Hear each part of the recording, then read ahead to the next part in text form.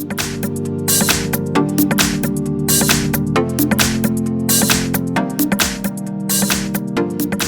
I have LG G4 and let me show you how to enter the service menu on the following device.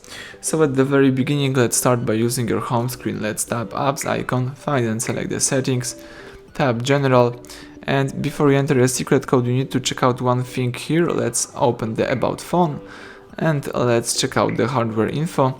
Here you should find the model number, so you need to remember these numbers at the end of the model, so 815. So let's remember your model number 815, and now let's open the phone's dialer and let's use this secret code asterisk hash 546 368 hash asterisk. Now let's enter your ending, so 815 and hash. That's it, the hidden mode pops up. Here you can navigate by tapping appropriate options. So you can here tap, for example, the device test, and you can here choose SAAT test, so you can perform some service auto test or some service manual test. Let me use manual one. So you can use the display check right here and tap pass. Here you should find all colors of your screen. You can also test the ring, the vibrator. If everything is alright, let's just tap pass, and you can test the loop back, motion, camera, FM radio, LED.